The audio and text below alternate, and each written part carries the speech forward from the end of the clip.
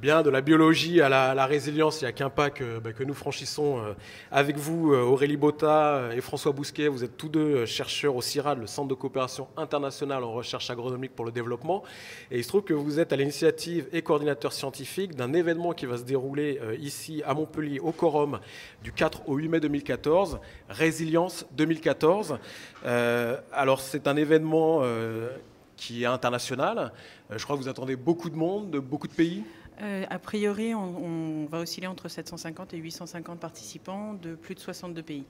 Oui, donc ça, c'est très large. Je crois que c'est la troisième édition. Il y avait déjà eu une première édition à Stockholm, une deuxième à Phoenix, et donc ce troisième événement ici à Montpellier. Alors peut-être, pour nous informer, nous éclairer sur ce sujet, la résilience de nos sociétés et de nos environnements, qui est donc le sujet de cette conférence. De quoi s'agit-il exactement? Voilà, donc tout d'abord l'objet de cette résilience. Là, on a souvent entendu parler par Boris Cyrulnik de la résilience psychologique. Là, ce n'est pas le cas. C'est ce qu'on appelle les systèmes socio-écologiques. C'est tout ce qui est interaction entre dynamique écologique et sociale, une ville, une forêt, un réseau, une filière. Et la résilience, c'est d'essayer de comprendre la trajectoire de ce système qui va subir des chocs, des contraintes, des séries de chocs et de contraintes, et qui va s'adapter, se transformer au cours du temps avec ces chocs. Et concrètement, du coup, c'est quoi? C'est quand il y a une guerre, quand il se passe une crise économique, quand il se passe une crise écologique, vous êtes en train de réfléchir comment réagir, comment réagir à ces... Voilà, notre objet d'étude, c'est ça, c'est de comprendre comment l'objet va s'adapter, se transformer. Des fois, il y a des situations de résilience qui ne sont pas bonnes, qui ne sont pas désirables. On parle des pièges de pauvreté, par exemple, des situations très stables et dont on voudrait sortir. Mais c'est quand même difficile de prévoir une guerre et de savoir comment réagir face à une guerre, par exemple. Alors, oui, on n'est pas vraiment dans le... Pas spécifiquement. En tant que scientifique, on n'est pas vraiment dans le comment réagir, on est vraiment dans l'analyse de ces systèmes-là. Et on est plus, si on est au moment de la gestion, de la réflexion, on est plus dans ce qu'on appelle des approches de gestion adaptative, d'accompagnement, pour suivre avec les gens, suivre ces trajectoires dont on parle. Les accompagner.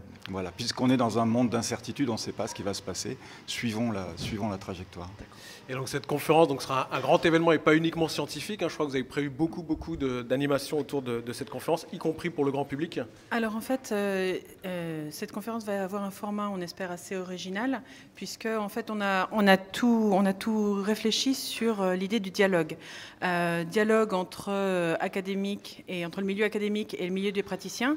Parce que, par exemple, le premier jour, nous avons une quinzaine de sites dans la région où il y aura justement des dialogues et des rencontres entre des gens du territoire et des chercheurs de par le monde sur des thématiques et des écosystèmes aussi variés que l'urbain, l'agricole, le marin, que ce soit des écosystèmes naturels ou anthropisés. Donc ça, c'est une chose. Un deuxième type de dialogue, c'est entre science et art.